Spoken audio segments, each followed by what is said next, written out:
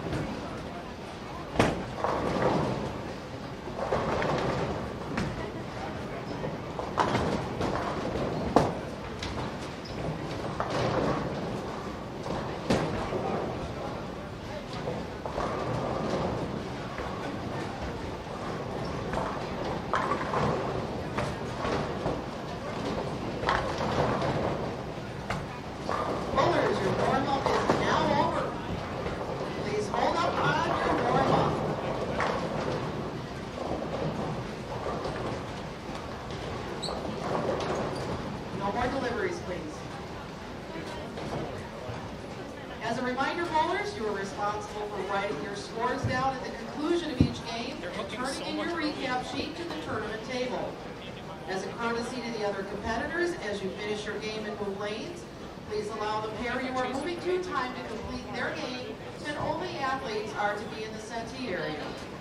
Also, to ensure names and scores move across the house, please press the arrows on the console before moving to your next pair. Now, let's give these athletes a round of applause as they begin round 2 of their tournament competition. Bowlers, when your arrows come up, you may begin your tournament play. Good luck.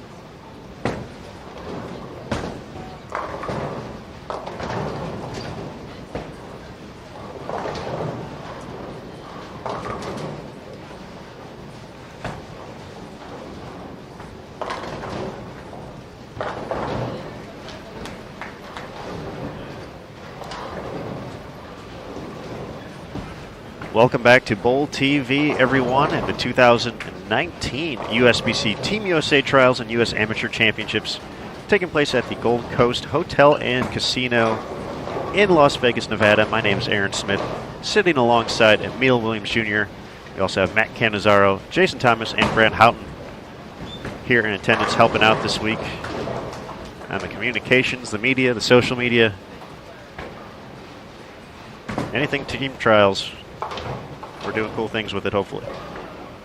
Welcome to the men's second round of qualifying. This is a 6-game block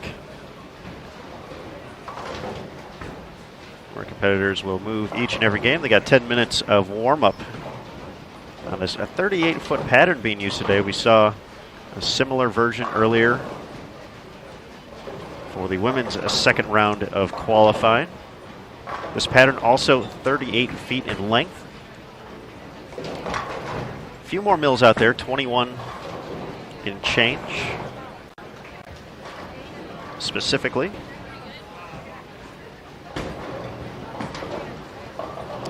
$21.52 mils using the Kegel Ice Oil.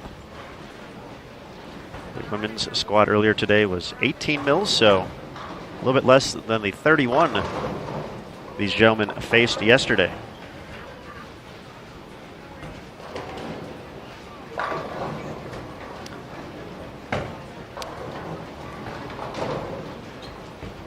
We'll certainly give you a rundown of the women's second round. Take a look at the day and overall leaders. There's some great stuff from Shannon Bluchowski, PWBA star and 18-time member of Team USA. She had the high block of the day on the 38-foot condition. After that rundown, we'll take a look at the men's standings from yesterday, of course. We'll give you the rundown of the scoring system and more. How you make Team USA and Junior Team USA at the end of the week, all the good stuff. But as we settle in once again, 6-game block here today, 38-foot pattern. Let's meet our players. Join us here in game one on 43 and 44. Brandon Wanders up for his second frame on 44. Getting ready to bowl on 43 is Michael Martell. He was a member of Junior Team USA in 2018. Also on the pair, we have Hunter Sanders, Michael Harmon Jr., and Matthew Stevens. We saw Harmon in 2018 on the Junior Gold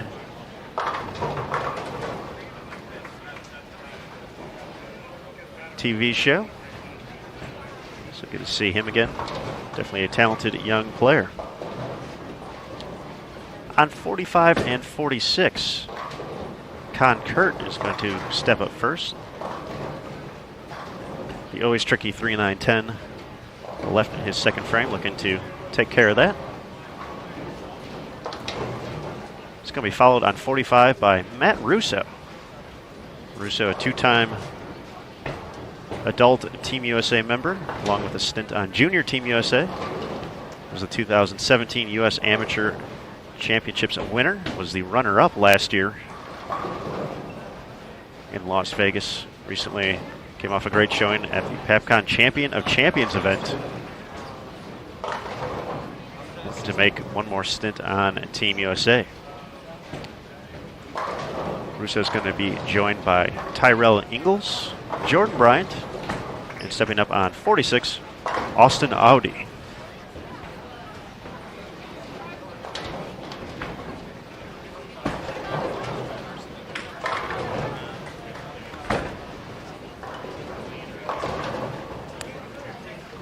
Not going to lie, looking at our featured pair during the 10-minute warm-up, we had about 4.5 minutes of it on Bowl TV here. So we made sure everything was up and running. A lot of urethane going down the lane. I mean, a lot of urethane on these featured pairs specifically. Saw a few guys try move in towards the back part of practice, but the first few minutes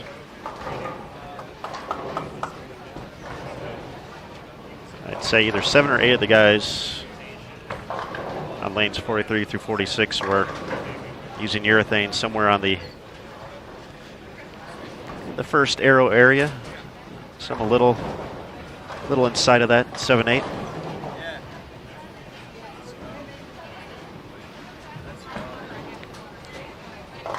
So pattern definitely looked tricky for the women earlier today, so we'll see how it plays out on the men's side. As they get their first crack here for score.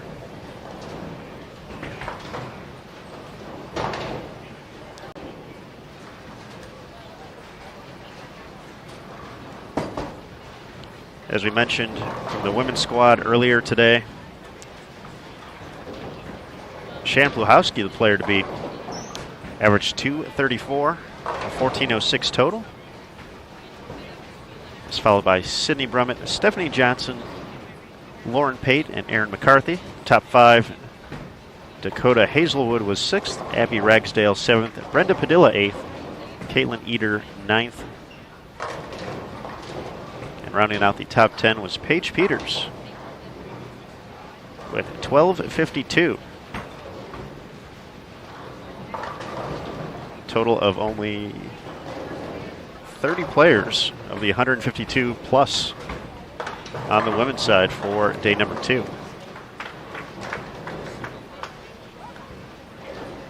Now, for those of you who have been in the broadcast a few times this week, this is the repetitive part of the broadcast, and you've heard it before. You'll hear it again throughout the course of the week because I'm going to continue to say it because I just want to introduce it to any new viewers. But Team USA Trials is essentially 5 tournaments in one. So you have 6 games a day over 5 days. And you receive ranking points for each day based off of your spot in the standings. So at the end of it all, you want to have the lowest total possible. Essentially, that's the most consistent performance you can have. So on the women's side, for instance, we mentioned Shannon Pluhowski had the best squad of the day. So because she finished first, she received 1 ranking point. Sydney Brummett was 2nd. She received 2 ranking points. Brenda Padilla was 8th. She got 8 points. If we look at Taylor Bolt-Tice, she was 16th. She got 16 points for the day, so on and so forth till you get down to the final spots. So once again, you want to keep that score as low as you can throughout the course of the 5 days, and that cumulative total will determine our Team Trials champion, who's making the U.S. Amateur Stepladder Finals, and also who's earning automatic spots on Team USA and Junior Team USA for 2019. So after 2 days on the women's side, we mentioned Taylor Bolt-Tice finished 16th. Today she was 6th on day 1. So 16 plus 6. That adds up to 22. So for Taylor, 22 points through her 2 blocks so far. Sarah Kanimoto, 23 points, sits in 2nd. Sydney Brummett, 3rd, 28 points. Kelly Kulik in 4th, 30 points. Missy Parkin rounds out the top 5, 35 points. For Pluhowski, she was in 36th after day 1. And then after that was first, so 36 plus 1, 37. She's in 7th place. Kayla Hicks was in 6th, 36 points. Jordan Newham, 8th, 38 points. Erin McCarthy, 44. And Julia Bond, 45 points. So as you can see, there's definitely a lot of fluctuation throughout the course of a squad. That's how we get to the good stuff at the end of the tournament.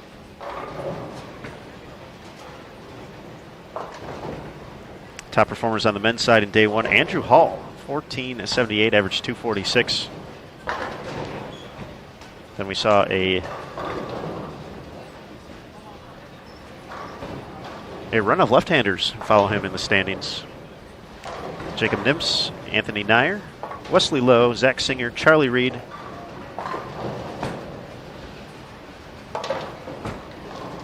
all coming from the left side of the lane, having a good day. Tommy McNeil in 7th, Michael Tang 8th, John Janowitz 9th, and Darren Tang 10th. So there was the rundown of the top 10 on the men's side after the first round. A lot of youthful players there.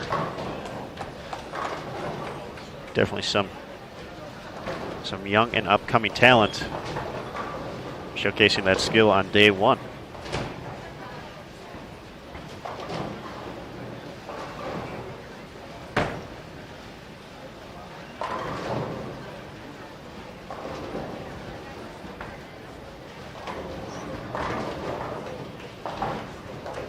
That's right, Mandy. Low ranking scores.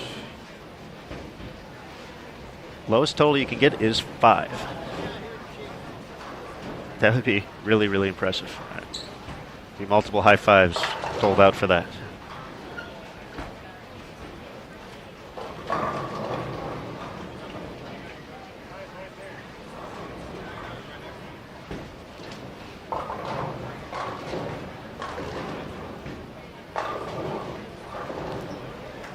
For those of you curious for more information on the event, bowl.com/Team USA Trials.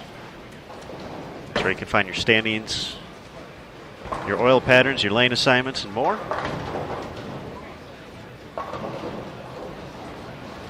Also have a link to live scoring, so you can follow your favorite players across the house. Keep an eye on them score-wise, and once they hit lanes 43 through 46, you can watch them compete. Martel gets that 4-pin to spin out.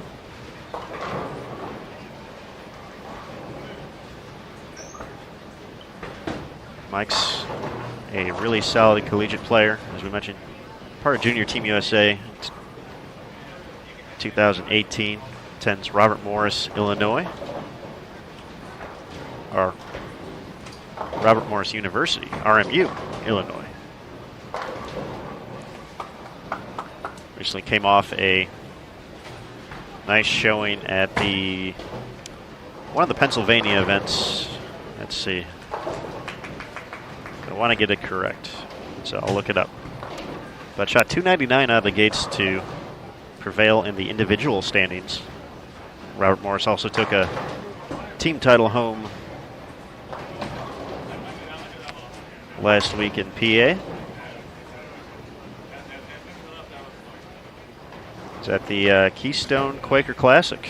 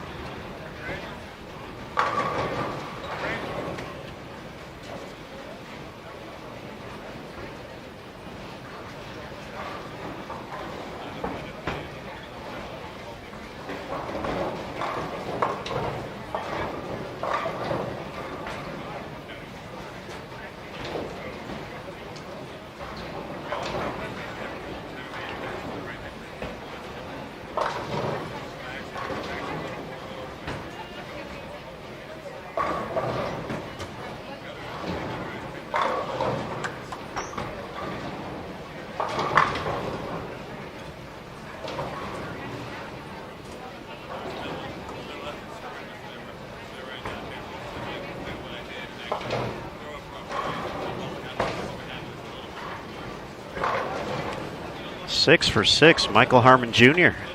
We did see we had 2 players, I believe, start with the front 9 on the women's side in game number 1. On their way to 270 starts, or 270 plus, I should say.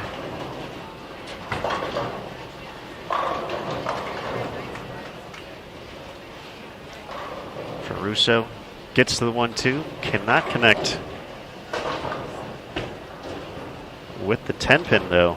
Russo had a dominating performance in Las Vegas just a few weeks ago as part of the Weber International crew, competing in a pair of Tier 1 events. With Glenn Carlson and the Collegiate Shootout winning the individual portion at both events. So we know he's comfortable here. However, big change for Russo. In those past few weeks, he actually changed bowling ball companies. So now sponsored by 900 Global. Global 900? I always forget the order. 900 Global. 900 Global. Emil Williams Jr., everybody. Welcome, my man. Hello.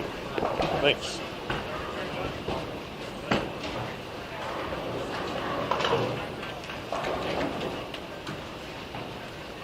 So for Russo,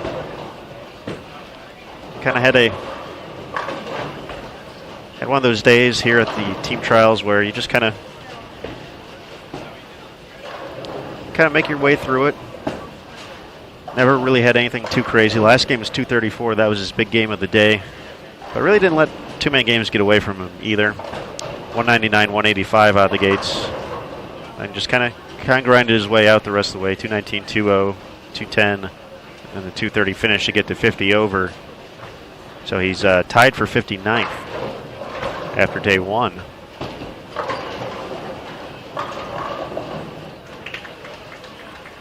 But that's not a bad place to be either. Obviously, we all want to be first every day. That's the goal. As competitors, that's the natural move. But there's definitely rougher positions to be in as well. Nice shot there, Mr. Kurt. Send the pins around. But he put himself in a manageable position moving the rest of the way out. Obviously, going to make it a little bit tougher. But we've seen Matt perform well at this event over the course of the past few years. As we mentioned earlier, 2017 U.S. Amateur Champion and was the runner-up at the U.S. Amateur last year.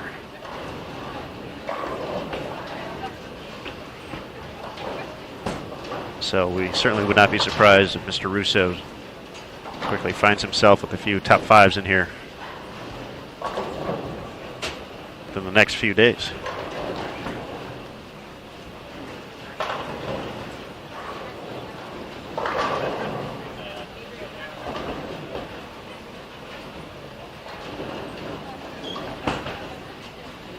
We're watching Michael Martell in a very intense match in junior gold prior to the finals. I don't remember the opponent. Might have been Jacob Mullen to get the final spot on TV, if I'm not mistaken. But just awesome display of bowling. Both competitors, but there's a couple things he did throughout the week that just stood out to me as well. I think last year team trials, he had a big final day, I believe. Oh, right. Had a 300. I think he led the final day. As we mentioned, earned a spot on the junior team. But yes, Martell very close to making TV the past 2 years at Junior Gold. Just missed the show in Cleveland in 17.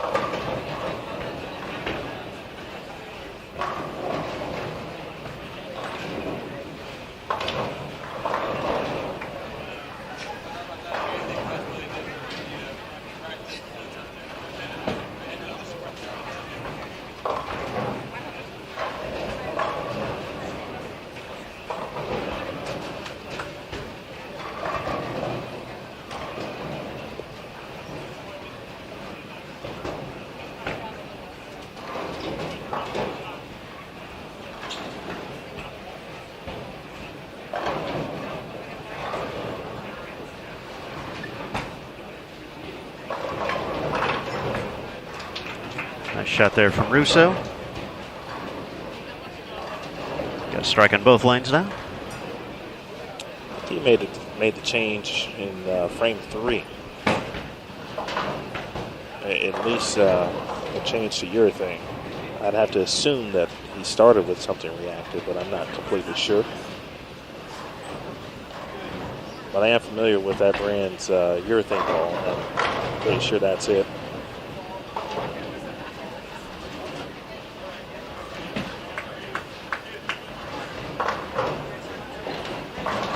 Fries. No, we didn't get fries. And I feel that we really hyped that up too. So we apologize for that because we didn't even get fries. We didn't. But we did have a discovery, and I won't spend too much time on it. In fact, maybe I'll even save it. But we certainly, I know I did, forgot about a restaurant with some fantastic fries. We'll get into that a little later. Appreciate everyone tuning in. Not only tuning in, but remembering and what we previously talked about and discussed.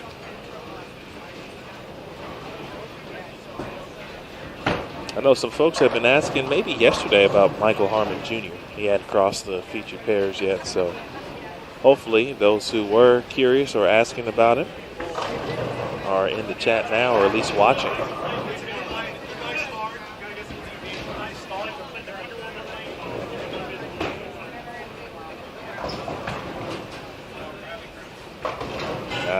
Okay.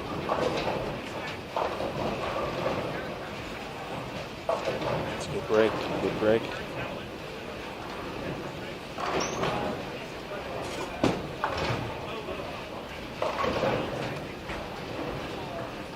Kurt. That is one of the finer names. I like that.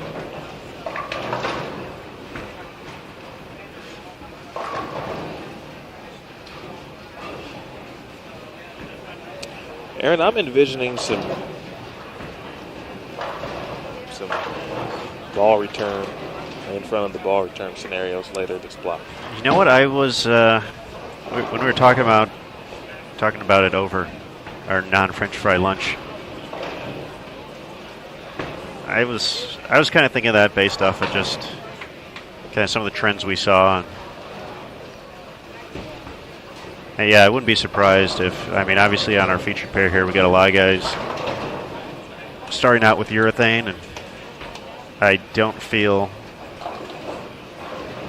moving into the track or third arrow is going to be the next move.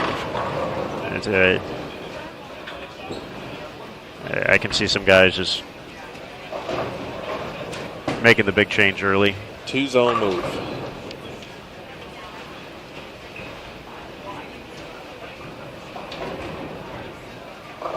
And going from there, but that's also the main reason I'm back here is because I just watch. I don't compete like this.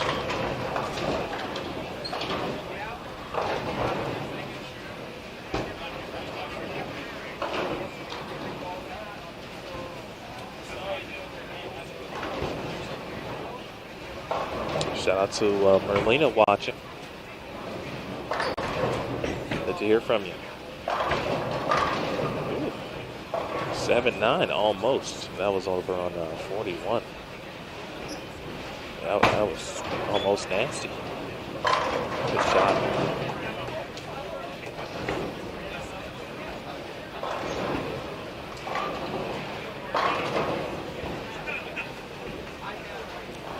He's a young man that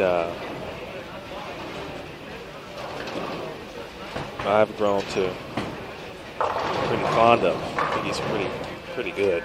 Tyrell Ingles. Yeah, we talked about USA Bowling earlier with the Peters sisters. In our first introduction to them, in the same situation here for Tyrell, as he was on the TV show in 2016. 2016, yes, the first, very first. Yes, I believe very it was first the televised final. Yeah, the Lilburn Strikers, if I'm not mistaken. He's grown several inches. So he's, and you just kind of see about the growth, the maturation. But always kind of seems to me be in control of what he's doing. And he had a pretty good week here last year in Team USA trials. And he was certainly in contention for some selections last year. Looking to do the same, obviously, but of course, the only way to ensure a spot is to in the top four. That's right.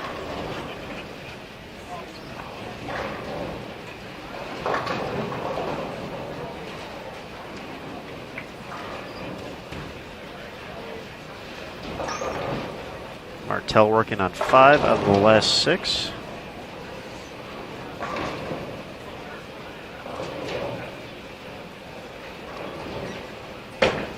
A lot of Jersey in the chat. Shout out to New Jersey.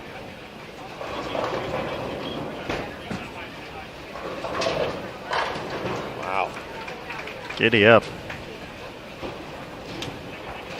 Martell was 25th yesterday. Aided by a 2:59 in the final game to get to 138 over.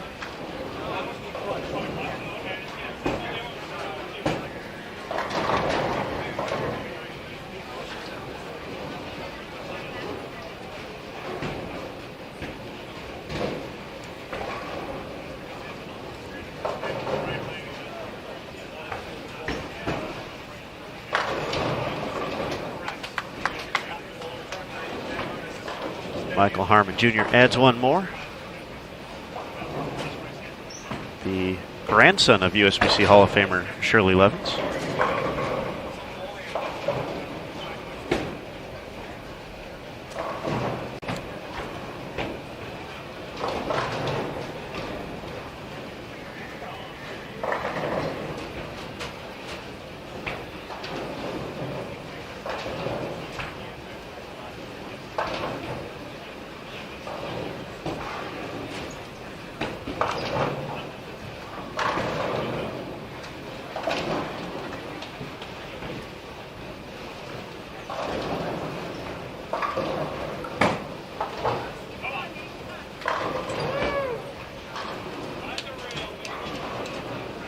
Four in a row to set the 10th for Brandon Wanders.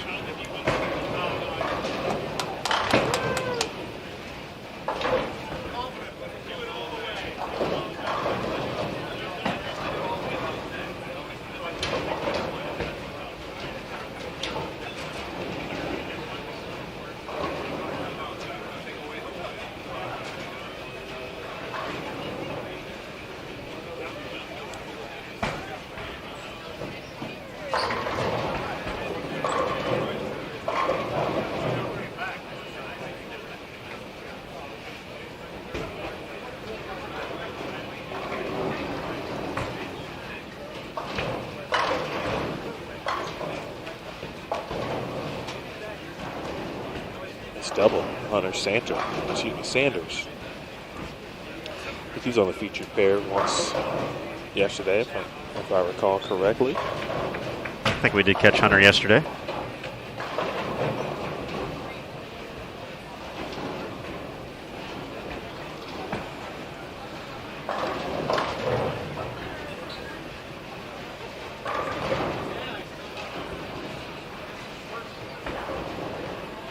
So I came in potentially expecting some lower scores here on this 38-foot pattern on day 2.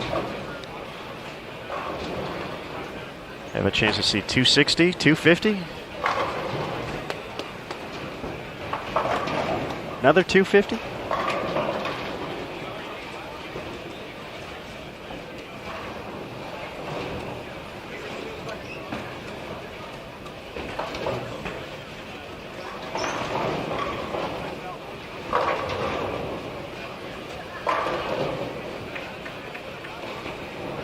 Con Kurt can make him dance.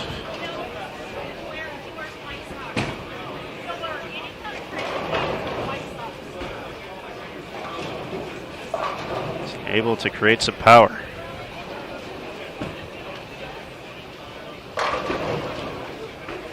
Just like that young man right there. Michael Martell adds another one. 5 in a row. How does he get his ball to peel like that? Huh? How does he get his ball to peel like that? Oh. I mean, that ball is peeling. Peeling? I mean, just peeling off orange like it's an orange. I mean, it's just ridiculous. Peeling like an orange. Off the dry boards. I mean, sometimes I just watch it and all. Same thing with Michael Hart. His ball is not covering as many ground boards down lane as Michael's is, but some days we do this, man, and there's really not much to say. Just enjoy it.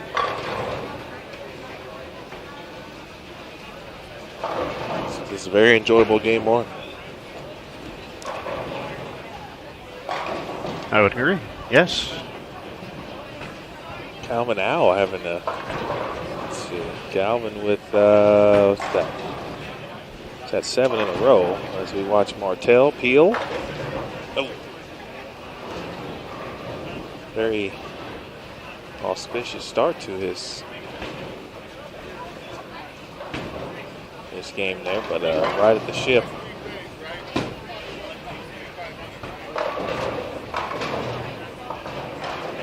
Okay, folks, many of the links you need are in the event description. Well, this should be fun, Mr. Williams. Looks like we have Wesley Lowe making his way See one of our featured pairs coming in up next.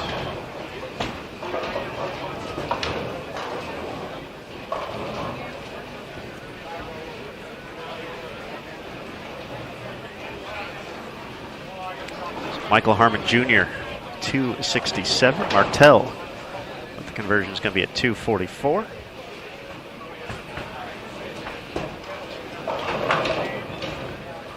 Brandon Wanders, 257, still out there, getting ready for his first shot of the 10th. Gonna wait for Jordan Bryant, representing Lawrence Tech. Take care of his single pin.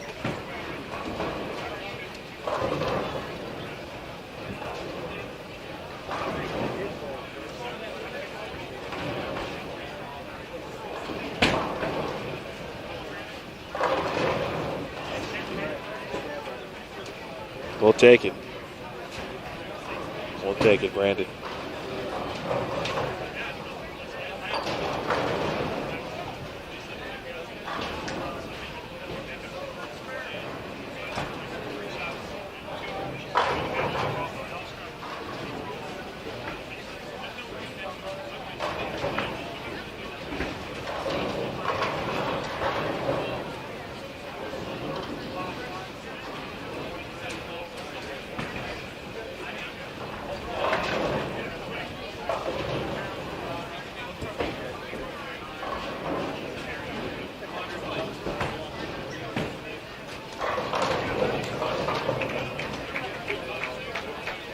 Russo has been high flush these last few.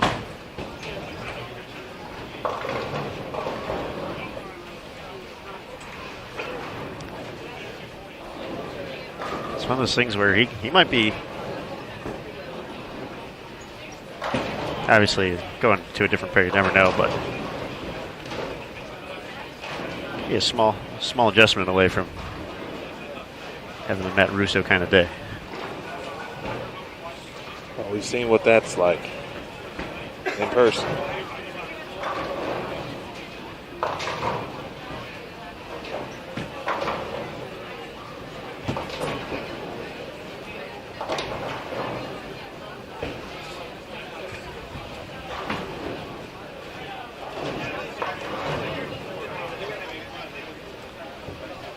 Either way for Wesley Lowe, he's going to follow Matt Russo or Michael Martell.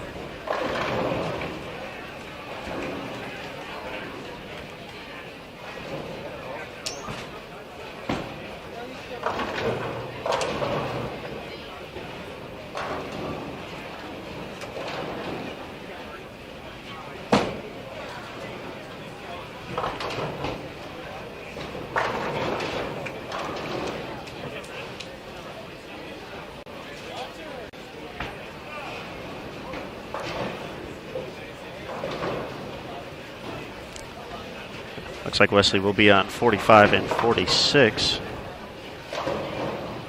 I'll get the opportunity to see a shot or two from Russo.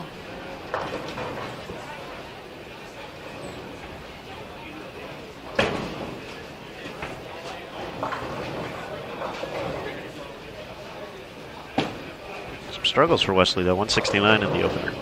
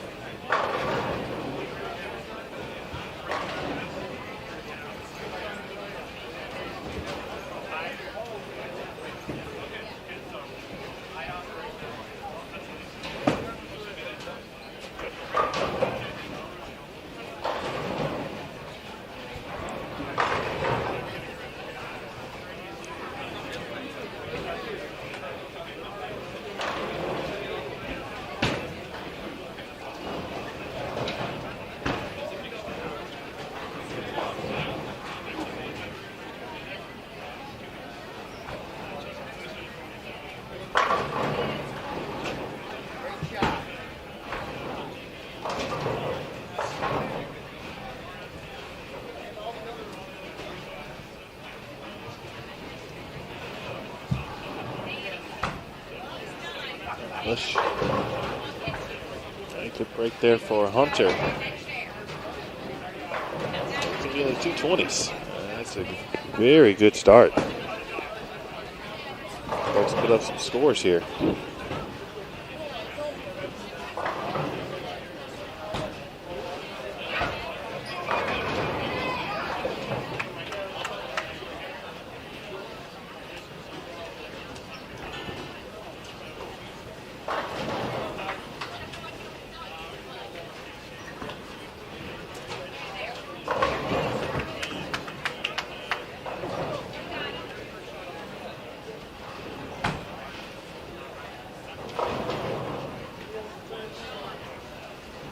All right, 226 for Hunter Sanders. Nice game. Just an Audi open in the 10th, 182.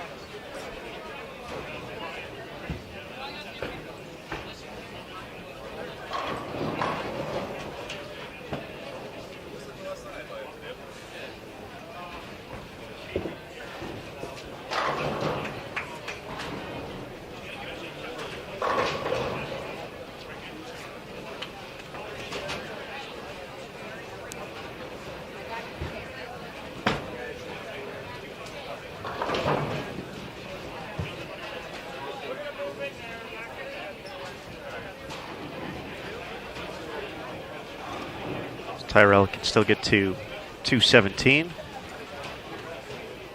Russo with the spare, 207 max. He's going to grab something different, it looks like here.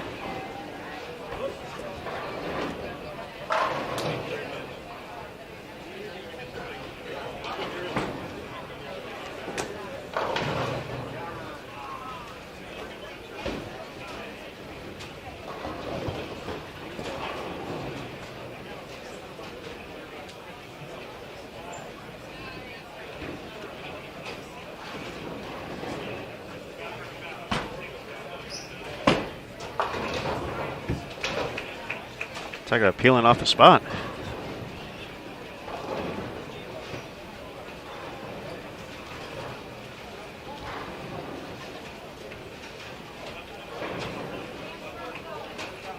.207 finish for Russo.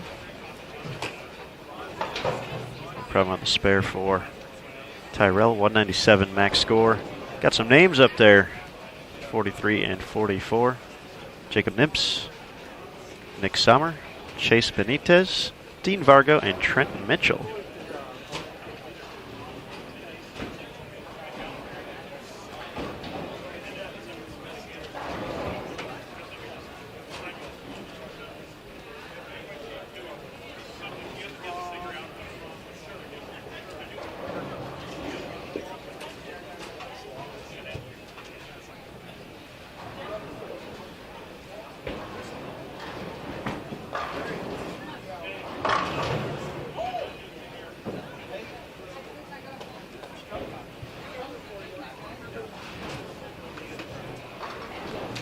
.197 for Ingles will conclude game one. Game number two, round two, men's competition at the 2019 USBC Team USA Trials and U.S. Amateur Championships. Coming up next here on Bull TV. Thanks again to everyone for spending some time with us here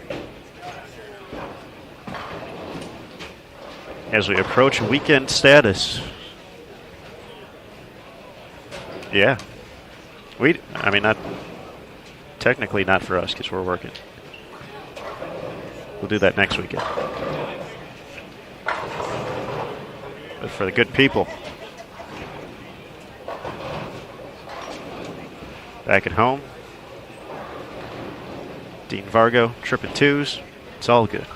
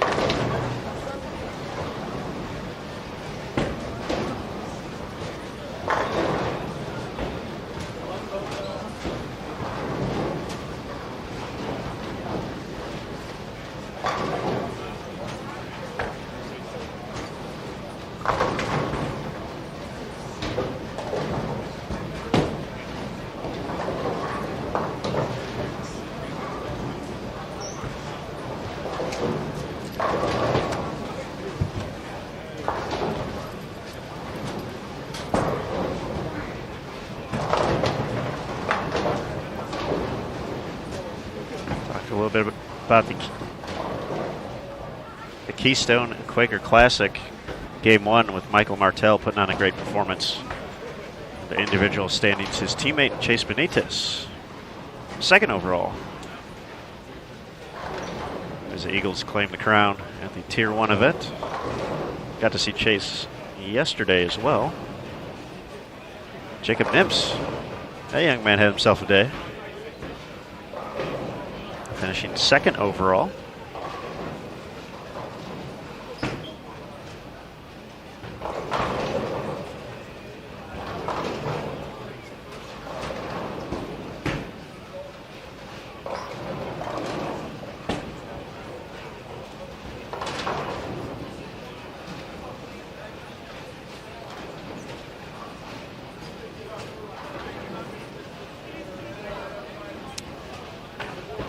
Thanks for that, Dennis.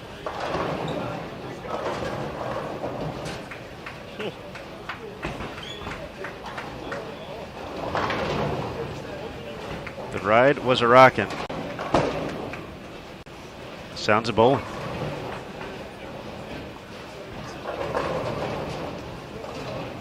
Thanks to whatever's in the car, Dennis. To the speakers. You know, good audio, good sound makes anything sound better.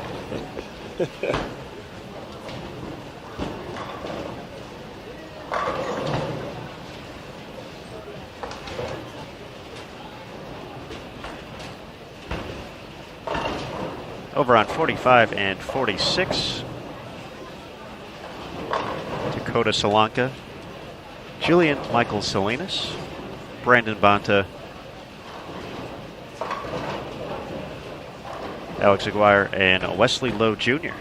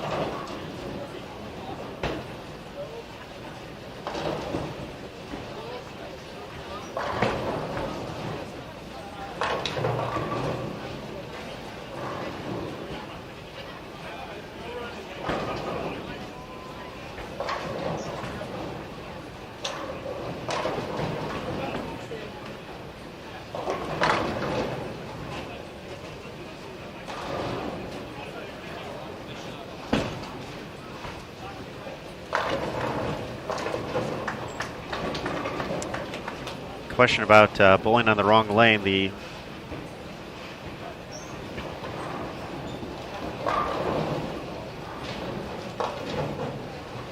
rule for the event states bowling on the wrong lane constitutes a potential dead ball situation provided it is protested before the offending competitor bowls again.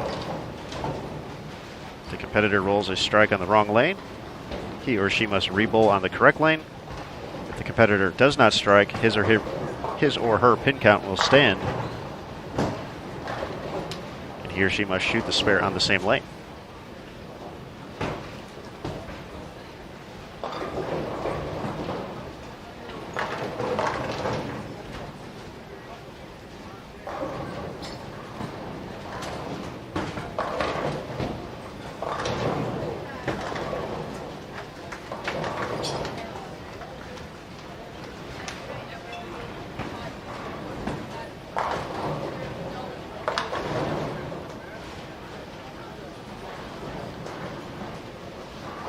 Gotcha, my dude.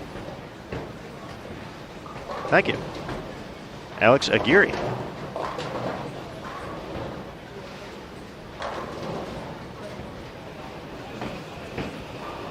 My apologies to Alex.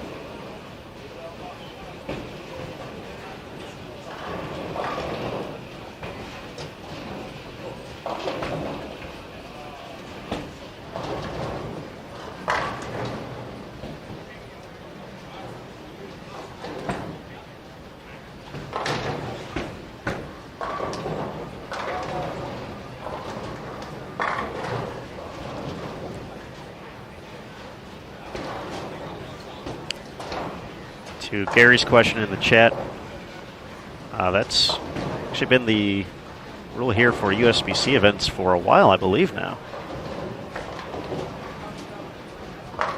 Concerning bowling on the wrong lane.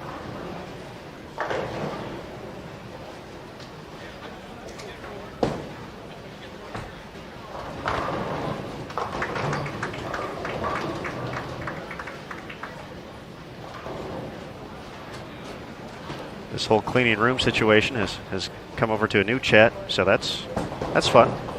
Ha. Shout out to the Woods family.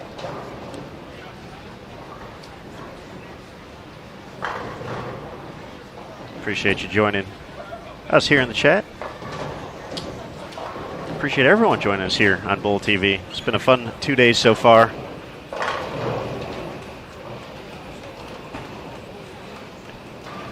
We're looking forward to 3 more after this, especially the conclusion.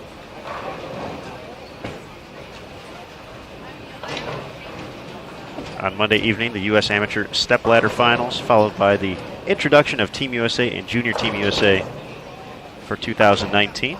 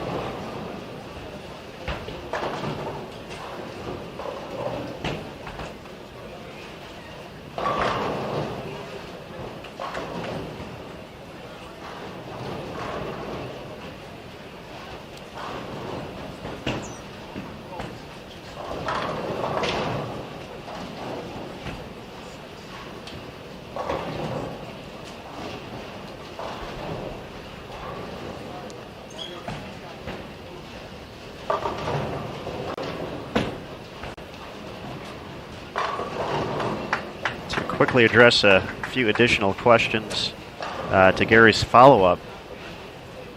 Looking at the USBC rulebook, bowl.com/USBC rules, best place to do that as well.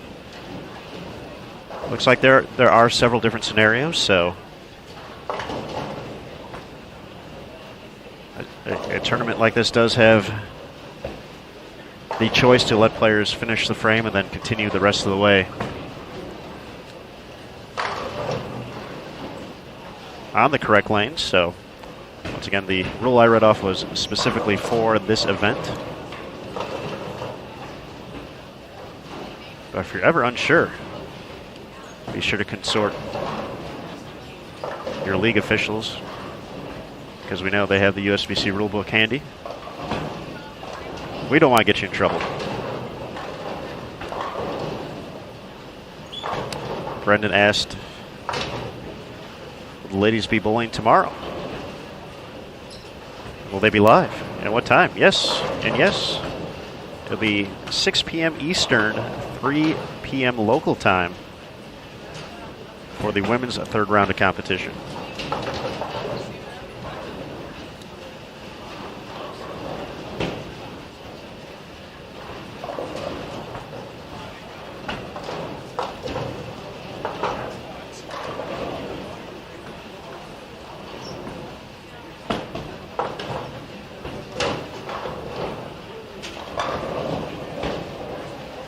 Jack's question about where can I find women's day 2 results? Bowl.com/Team USA Trials.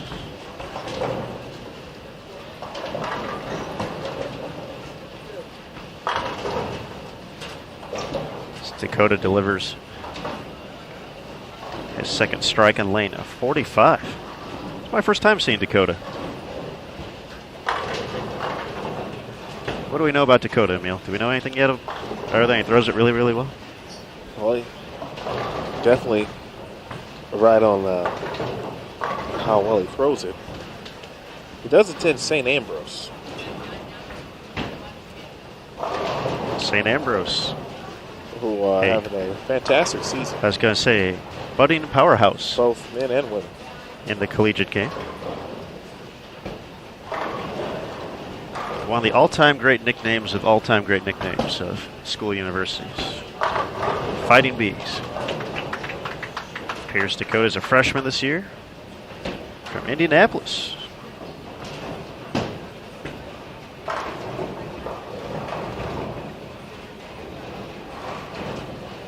I think he's a sophomore. Oh. Well, now you tell me it's a 2017-2018 roster. All right, there we go.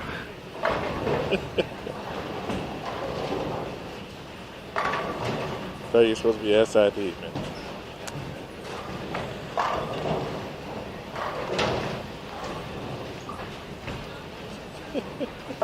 Got that one tiny box in the corner. How am I? Oh, all I see is Fighting Bees. That's the right across the front of it. That's where all the action's at. Indeed. And I only knew that because I recall seeing him last year, especially sectionals, because they were making a run. The Midwest sectional of Fairview Heights.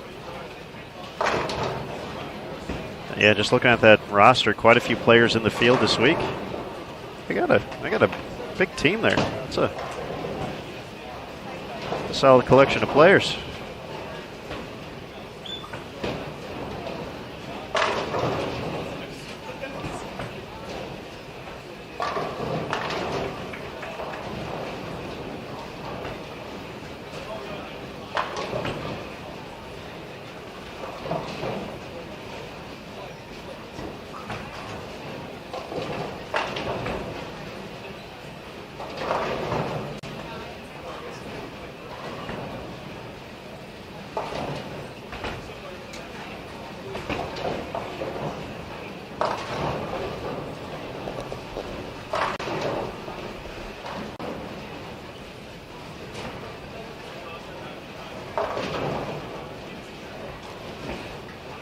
Between reading the rule book and looking at past seasons of St. Ambrose. Already in the 4th frame. It just went by like that. See, good stuff going on in the chat. Keeping us engaged as well. We do try our best to answer any questions you have.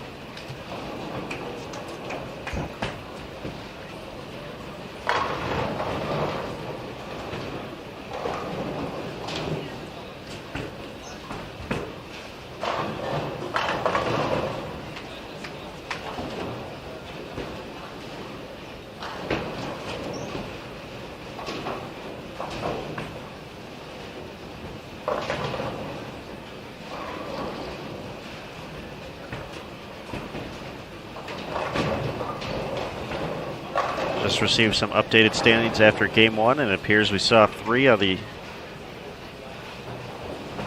4 highest games out of the gates. Michael Harmon Jr., 267.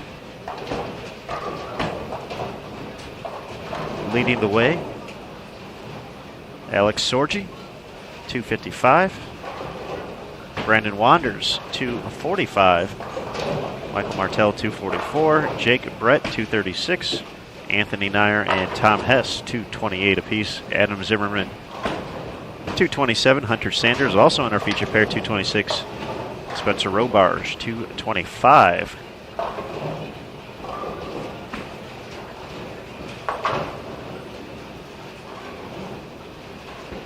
$64 of the 175 players plus.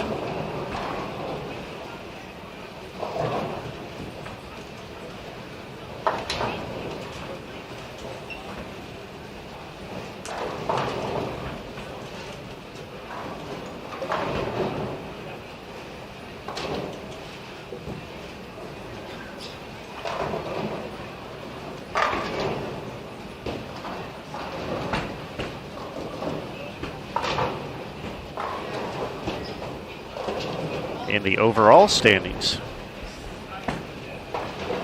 Anthony Nyer currently leading the way. 9 total points so far.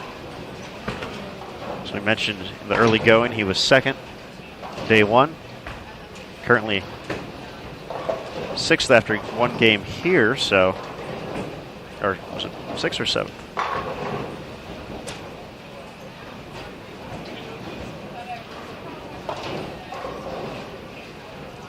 He must have been 3rd yesterday then.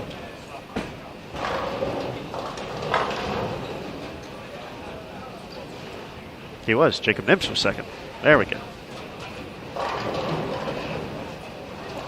So 3rd on day one, currently 6th through one game in round 2. It's Brandon. Gives the 10-pin the business. So 6 plus 3, 9 points. Andrew Hall, our day one leader, 21 points. Tommy McNeil, 29 points. Michael Martell, 29 points. Dio Bernard, 31 points. So the youth theme continues here in the early going.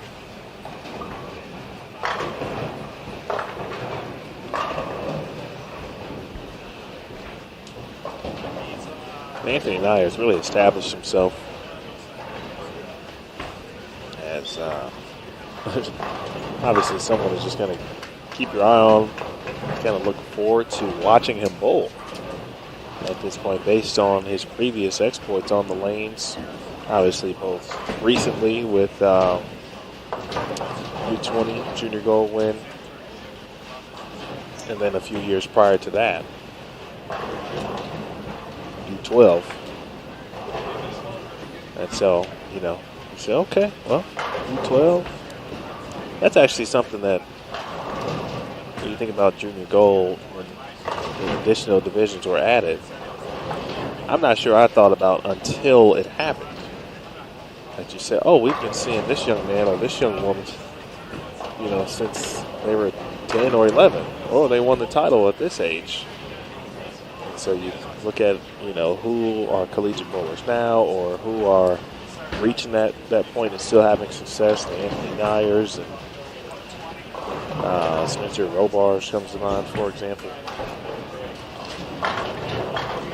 Yeah, Anthony's run on the youth side the past few years has been pretty ridiculous. That U12 win was in 2014. Just missed the show in 16, just missed the show in 16, I believe. Made the show in U15 in 17. Lost to Solomon Salama, who of course rolled the famous 299 on TV on the way to victory. Then wins at U20 in his first year. So has already had a year on Junior Team USA, has earned a spot 2019 already, based off of his win at Junior Gold.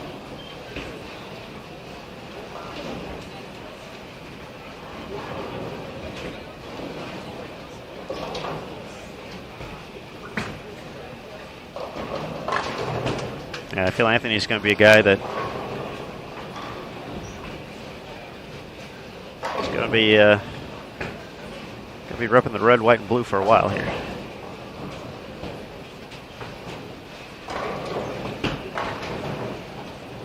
Of course, a great bowling family. His sister Alexis, collegiate star at Delaware State. He's also a member of Junior Team USA in 2018. Their dad, Andy, PBA Tour champion.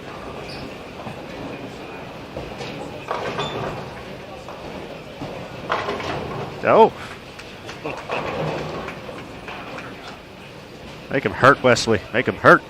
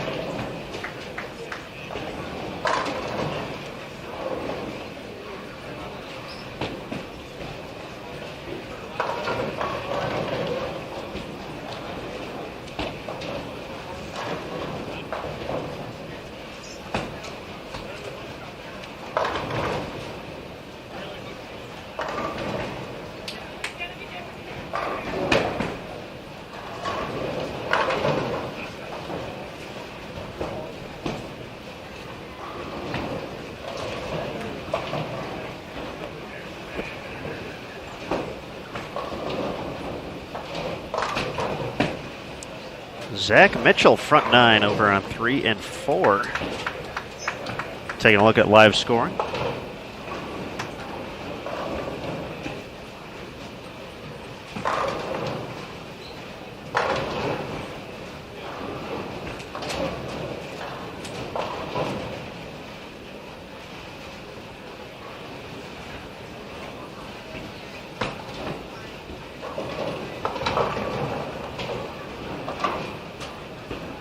Looks like the big run of strikes so far.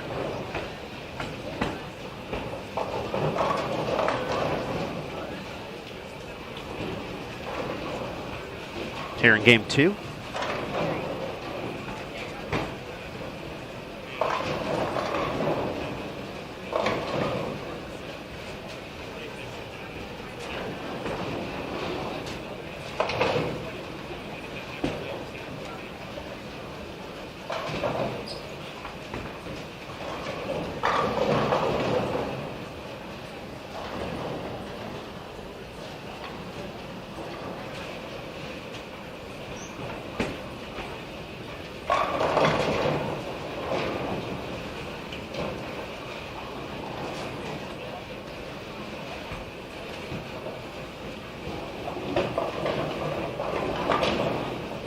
So, of course, if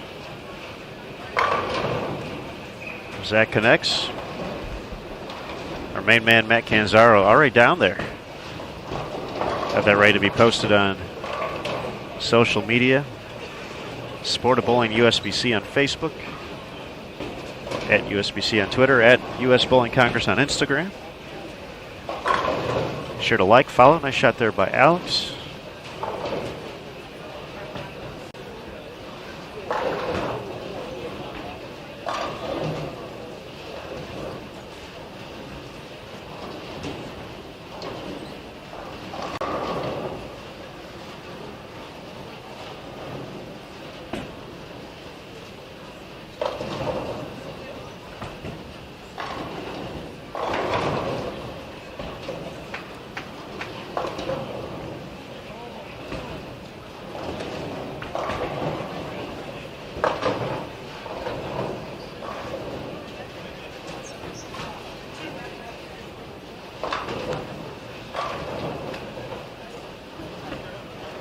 Big question in the chat from CWS fan. I can only assume that's Chicago White Sox.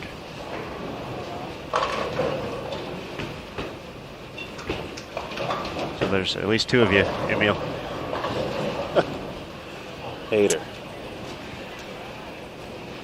How do you qualify for a tournament like this, and can anyone bowl in it? Obviously, having the Team USA portion of it, there are particular rules to qualify.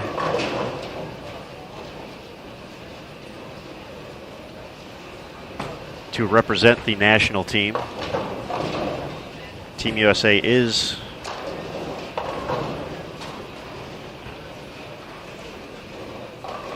the representative team, essentially, of the United States of America.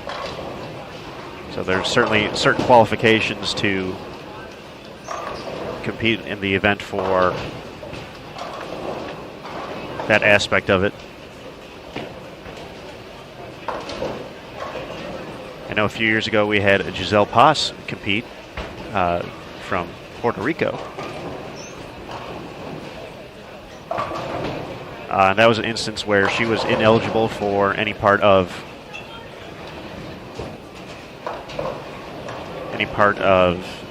qualifying for Team USA, Junior Team USA, anything like that. She could go out, obviously. A big part of the event is testing yourself on these conditions. She could go out, she could... Oh, just cover there, Alex. Sending pins off the deck. We are up to 10 in a row now for Zach.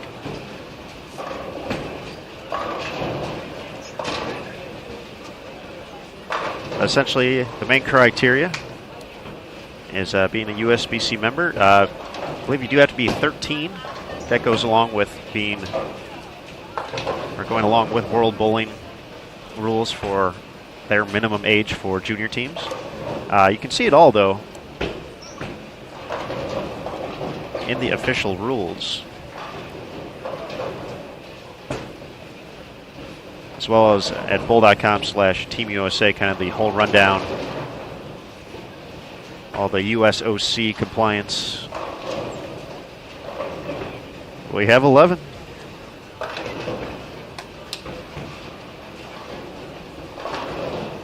Zach Mitchell, way down on 3 and 4.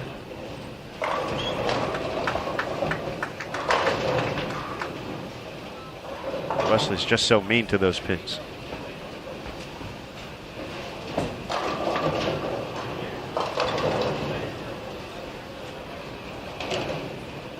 So we patiently wait for live scoring to update. I hear clapping down there. Let's go, Zach. Bang. There it is. Zach Mitchell, 300. Way down on 3 and 4. Who said we were going to jinx it at the chat? Well, both 300s have been on the extreme low end of the building.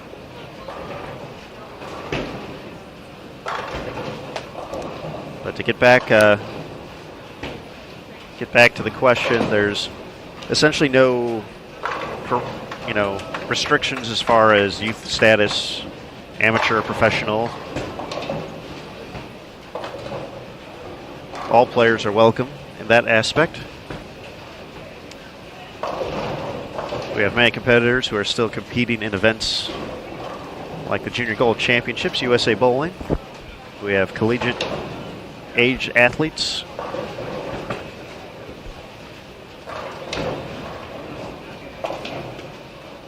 We have professionals. Heck, we even have Hall of Famers competing.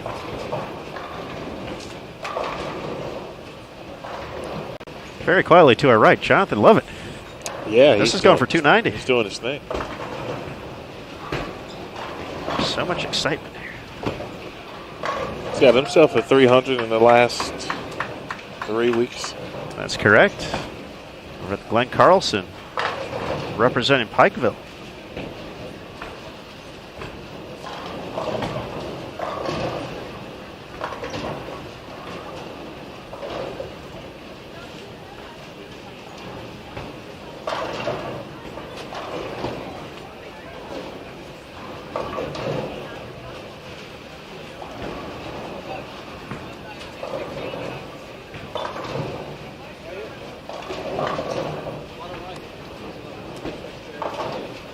All right, the exact wording in the rules. Once again, always getting back to that. All participants must be USBC members in good standing, and participants must be U.S. citizens and eligible to compete on Team USA in accordance with Olympic Charter Rule number 41, nationality of competitors.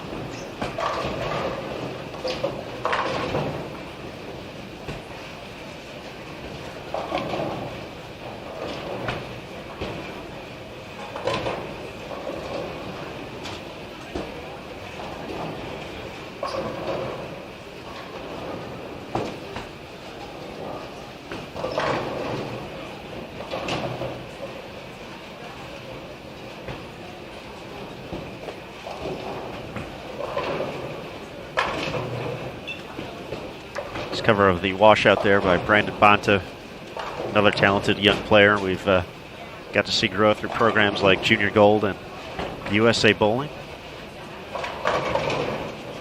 Go. Get over there, Nick. Kick it out. Double in the 10th. Jacob Nips finishes up with 212. Dean Vargo 202. Trent Mitchell. Chance to get to 213 still. Dakota Solanka. 179. Julian from way downtown can get to 184. Alex Aguirre, max score of 180.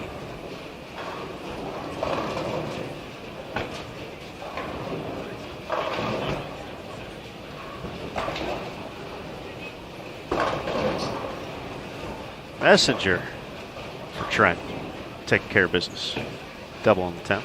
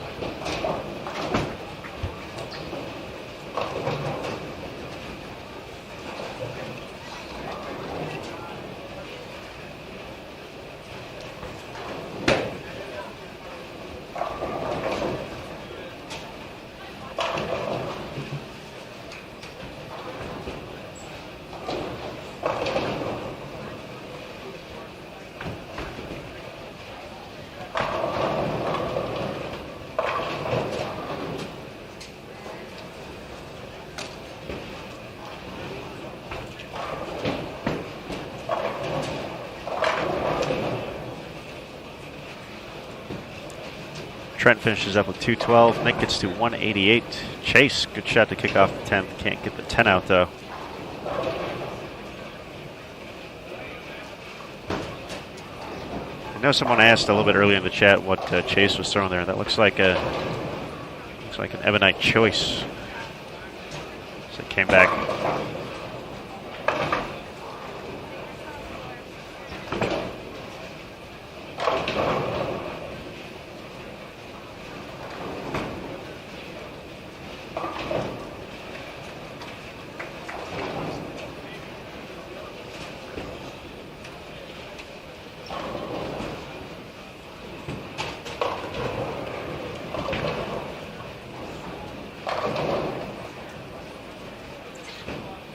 Wesley Lowe, chance to get to 279, improve his score by 110 pins from game 1. 169 in the opener.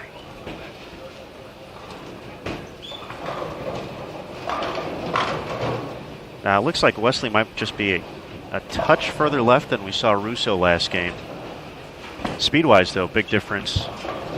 Russo's ball seemed to be tilting just a tad too soon. From time to time, once he made the switch to urethane in about the 3rd or 4th frame, he was able to get to 207, but had a few hits that obviously could have gone the other way. Could have been in the 220s, 230s, 240s. So all players are using urethane. Oh.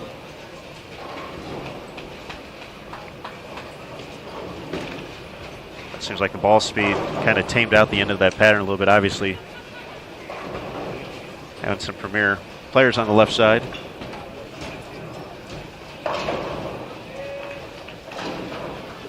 Seeing the lanes the same way here.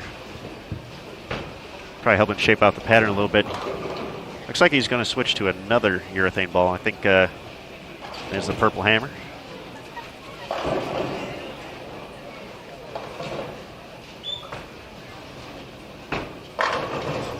It's all good. It's all good, Wesley. Nice 279 from Wesley Lowe. He'll get to plus 48.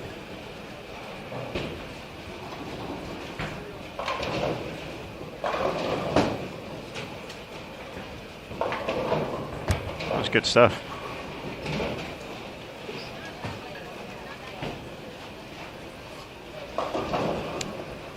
Just like that, game 2 over. Game 3. Second round qualifying for the men this week at the 2019 USBC Team USA Trials and US Amateur. We are live at Gold Coast in Las Vegas, Nevada, sitting behind the lanes of 43 through 46. A big thank you to the staff here at Gold Coast, Mike Kaufman, Louis Jimenez, my main man Dave, whole team for taking care of us and taking care of the bowlers. The tournament staff this week. On the operations side, we have Greg Moore, James O'Connor, Kathy Prang, Robin and Chip McKee.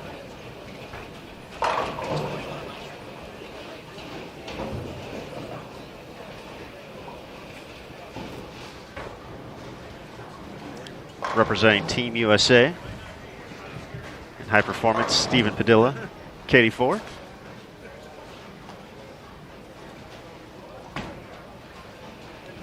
On our side of the fence, Brant Houghton, Matt Cannizzaro, Jason Thomas, Lindenwood University Hall of Famer, Emil Williams Jr. I'm Aaron Smith. You know that doesn't really apply. It doesn't have to First of apply. all, It's a thing. You're right. It is a thing. I'm just saying, like, you know, if you would have said 10-time Team USA member. Well, just in relation to the event. As we discussed, you're just getting into your 4 tournaments this year, so I think you're going to have a few years to go before your Team USA ready. I don't doubt the skills are there, but I think we need a good full year. I Get might those. shoot for the senior team. Got to get those 4 tournaments in. Some steady time at the ITRC. You'll be ready.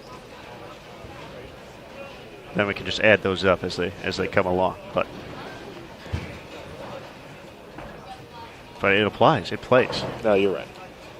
It's no different than You know how I am, yeah. I'll switch it up between collegiate national champion and Lindenwood University Hall of Famer. How about that? One of my finer moments in 2018. 20 great team. It was, you know, that was kind of a definition of what 20 great team is all about. This is one of those moments where we have Brant listening in, and we really hope he's listening to the stream right now. He has his headphones on.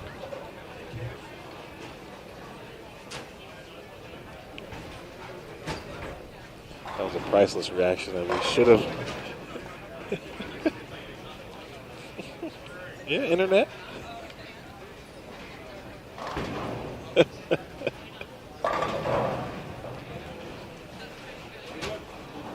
We try to have a little fun every now and then, folks.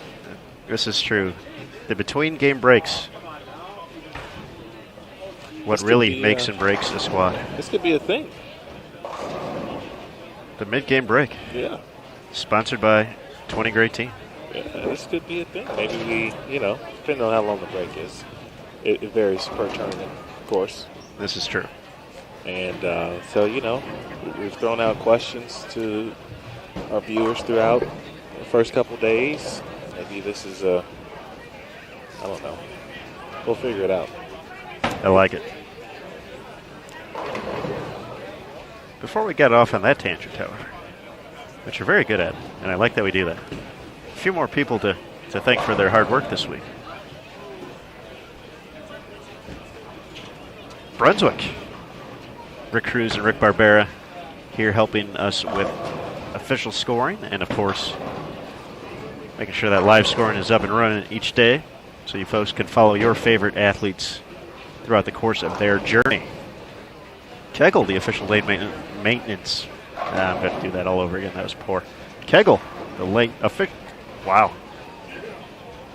Kegel, the official lane maintenance provider here at Team USA Trials. Herman Glenn on site, taking care of the lanes.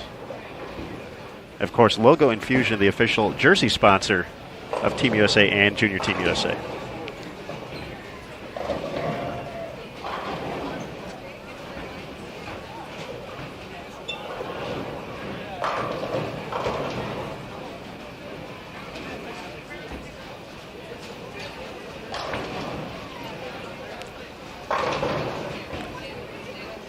See, I like the suggestion in the chat here from our buddy Silver, who's been hanging out with us during the break. Trivia time and giveaways. That'd be all right. Gonna have to start talking to some people about that. See what we can do.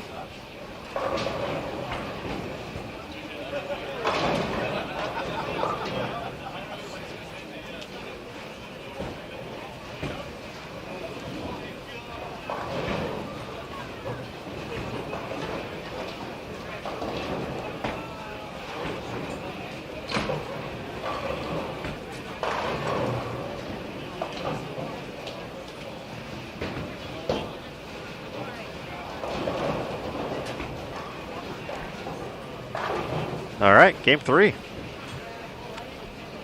Ready and underway. Mason Moore is going to kick things off. Last time we saw Mason here at Gold Coast and on Bowl TV, he helped create a timeless moment.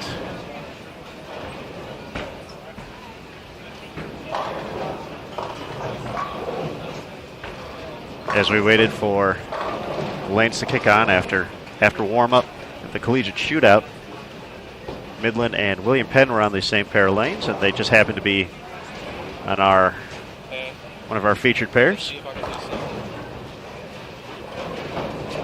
And of course, college kids, they're innovative, think of new ways, have some fun. So Mason and the leadoff bowler for William Penn both went up and threw a shot without a bowling ball. That was a very priceless moment.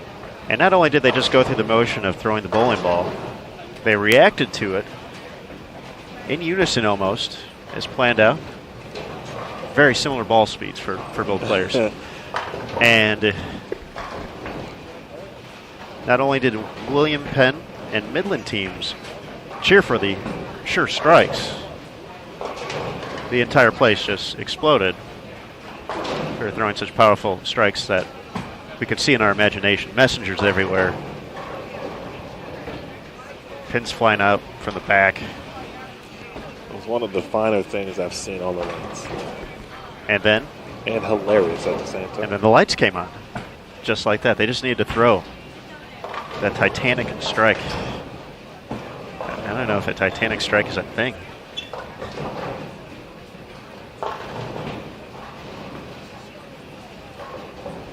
But welcome back to Bowl TV, Mason.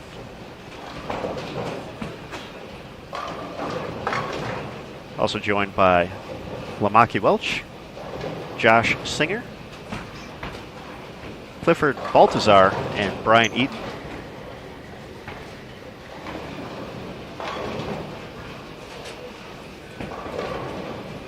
Over on 45 and 46, we have Norman Baldwin, Michael Duran, Nick DeCesario, Eddie Langdon, and 2018 Junior Team USA member Adam Zimmerman.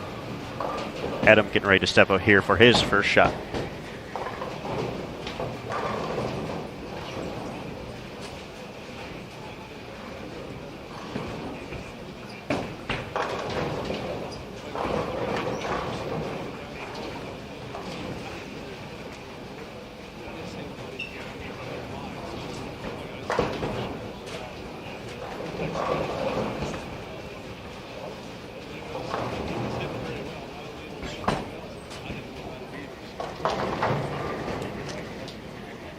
Good early break for Adam.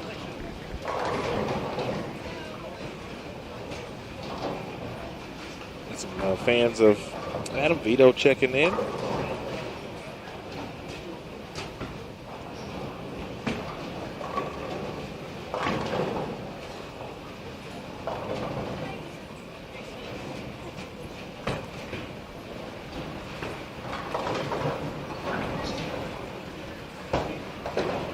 In regards to the moment that Aaron described with Midland, also want to give a shout out to William Penn. You probably said that already, but I just missed it. Of course you did. Sorry, I'm not feeling great right now. A little under the weather. I need some throat lozenges. But anyway, good shot from Mason. Looks like someone said it's in there. It's on the Facebook page, probably Midland. And then also it is on, it's actually in the archives on Bowl TV.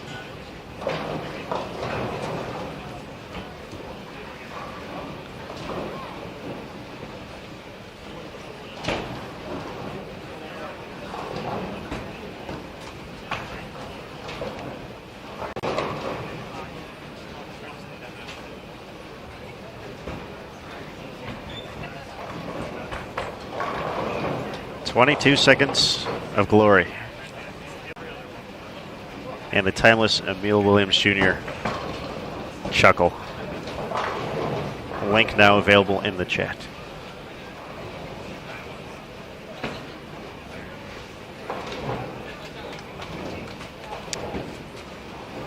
Another good question. Has there ever been a 300 on the featured pair? Not just this event, but any event you guys have covered, and yes. In fact, the last time we had the cameras working for a few days at the Glenn Carlson Las Vegas Invitation, we not only had a 300 shot by an individual, Jordan Lovett of Pikeville, we also had a Baker 300 in the final game of the men's bracket, courtesy of Weber International.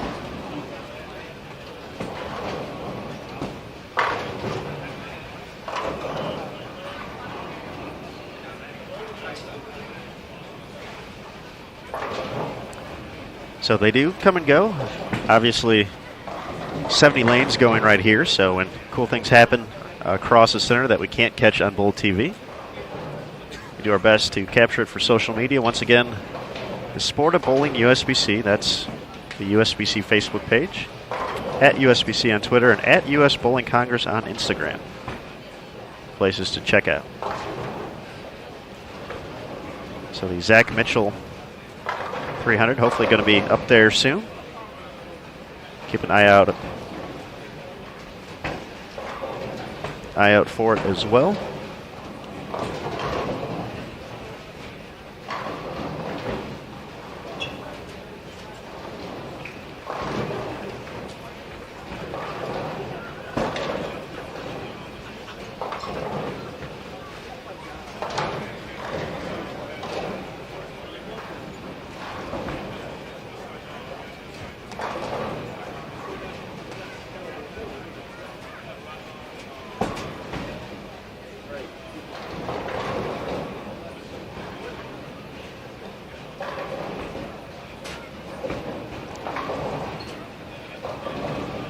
Appears we do have Zach Mitchell's 300 just posted 1 minute ago. Thanks to our good buddy Matt Cannizzaro.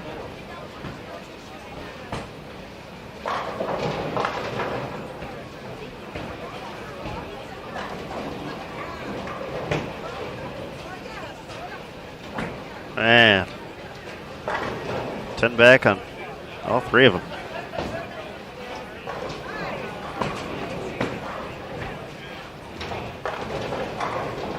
Solid shots right there. Congratulations, Zach. Second 300. 2019 event.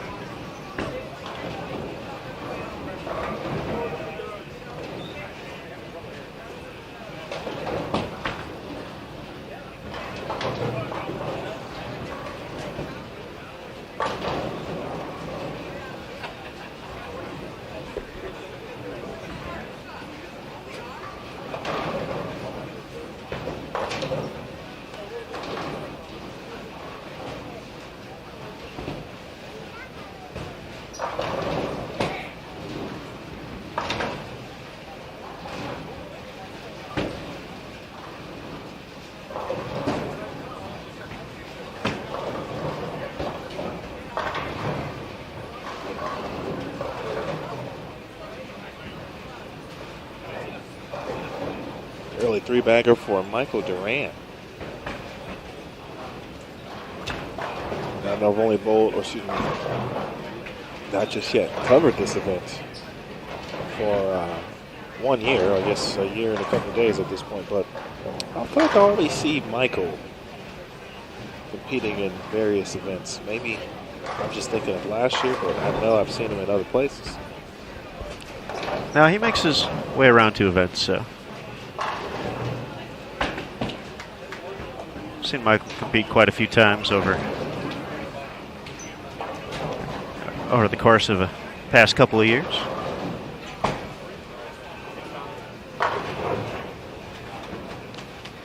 Three-bagger as well for Zimmerman.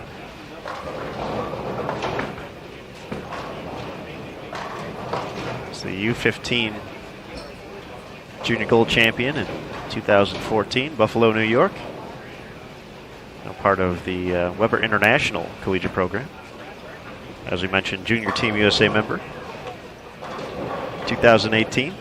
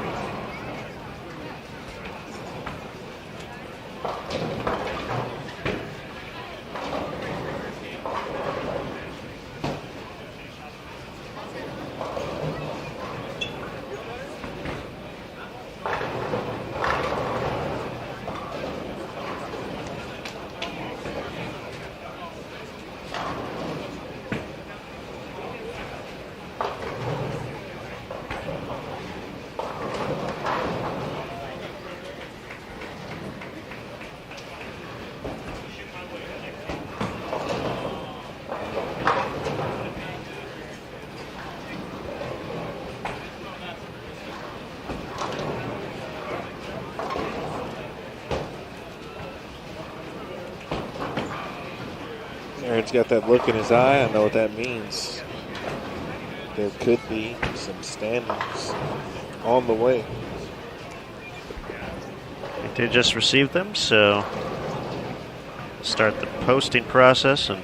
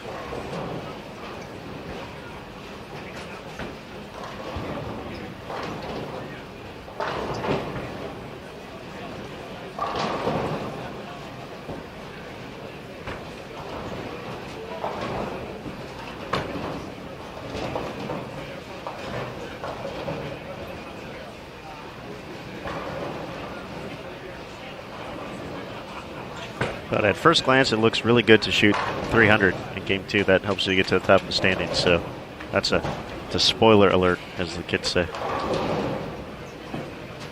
Floor bagger for Adam Zimmerman.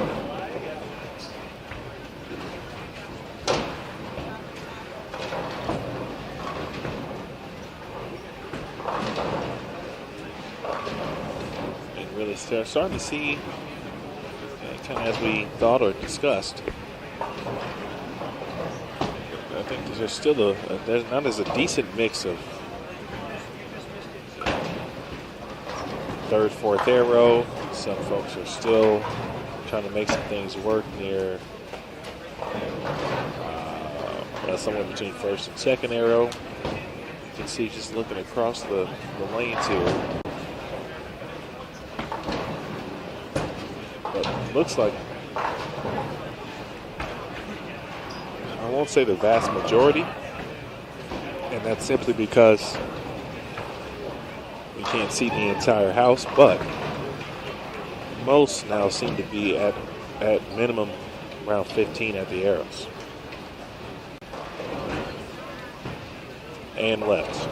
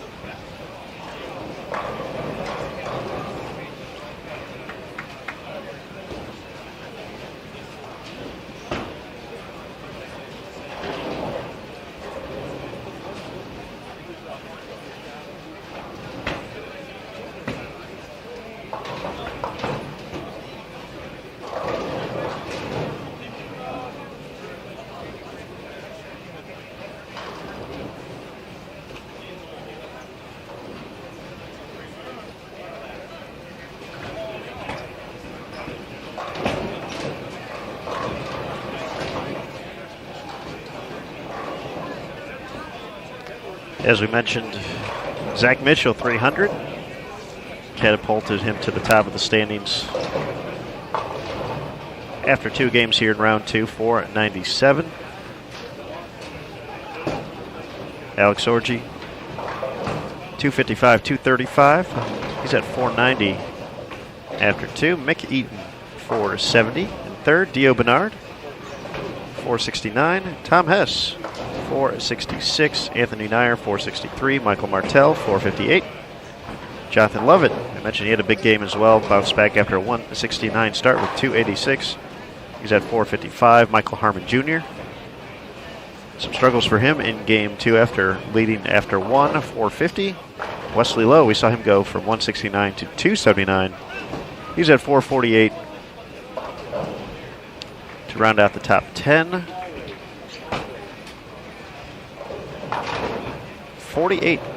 47 players even or better after 2.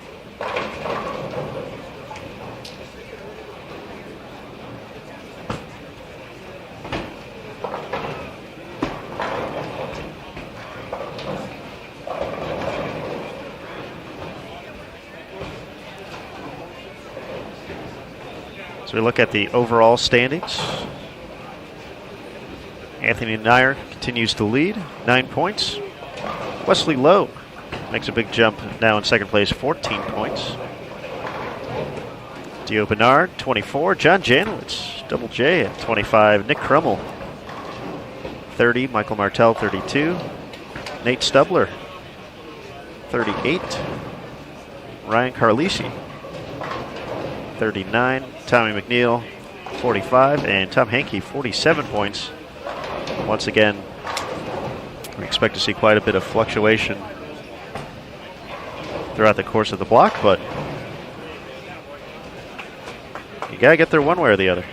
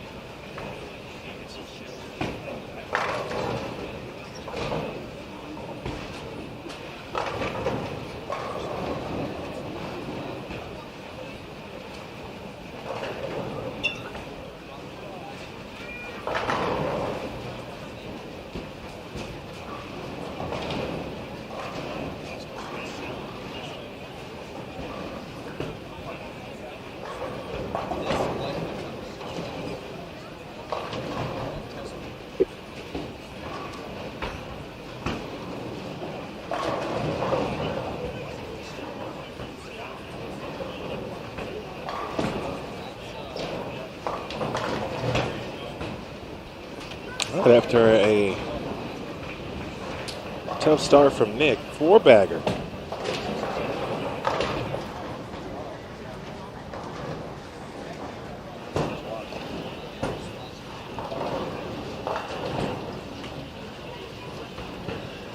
You know, resilience is important. Not only in life, obviously, but athletics, sports, and certainly in bowling. I mean, those who have competed at least once or twice in your life probably had a start like Nick's once or twice. And really, it's about how you respond. Nick has responded very well.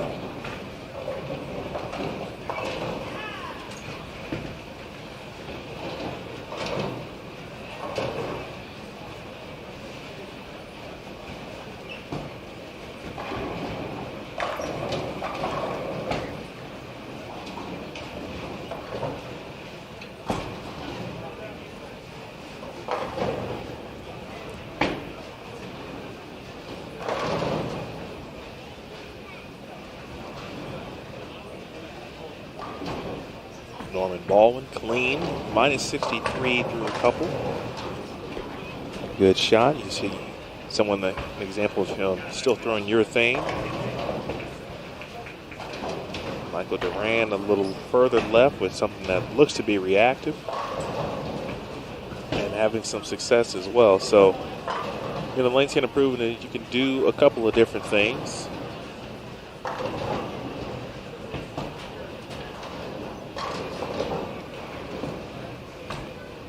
Nick right about 13 at the arrows there.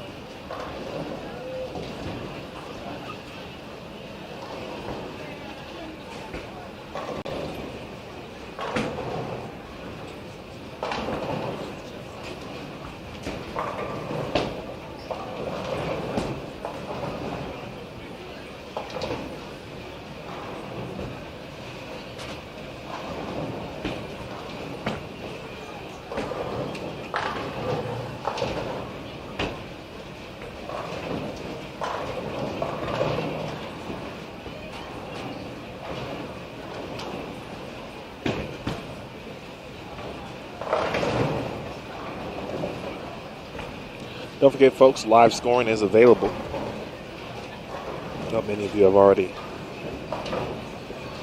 checked that out and been following it for quite some time, but just wanted to remind you, just in case you're joining us for the first time in a while, live scoring available. All the links you need in the event description. Daily results, the men's day one results, the U.S. amateur overall results in that regard, lane condition.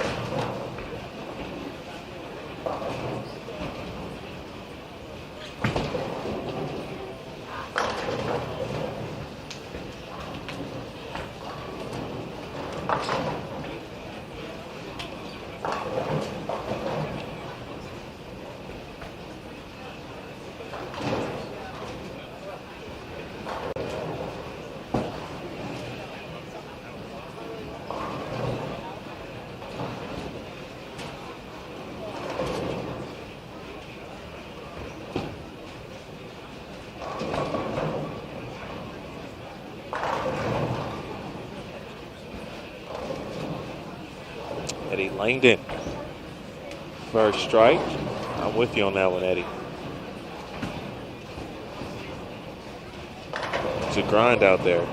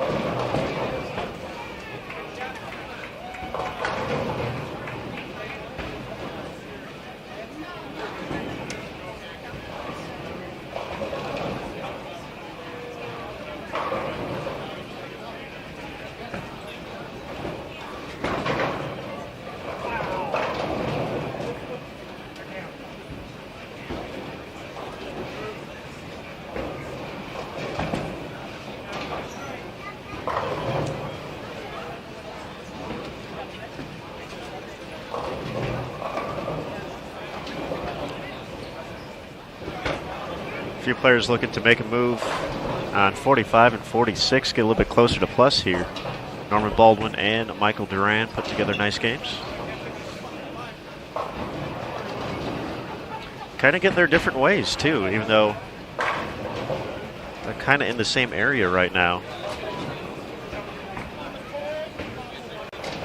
Looks like Norman's still in urethane, a little bit slower ball speed. Mike's looks like he's using something with a little bit more surface. And a little more ball speed. Actually looks like he's using something reactive, so both kind of hoping the ball just kind of dies off the spot and rolls up nicely into the 1-3 pocket.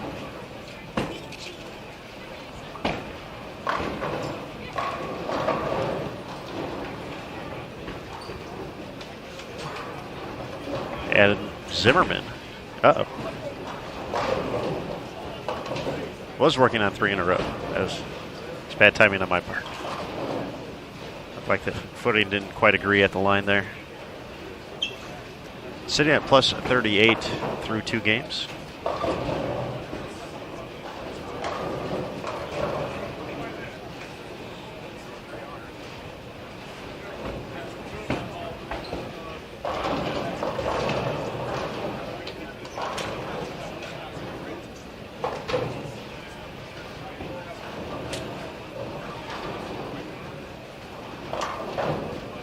Norman unable to cover up.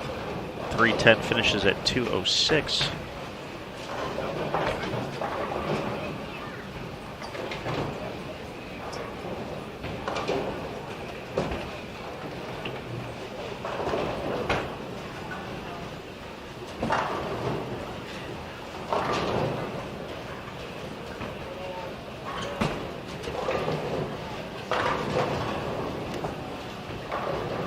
Yeah, that makes a good bounce back shot there. 9-pin. Costs him the spare. Still a chance to get to 219.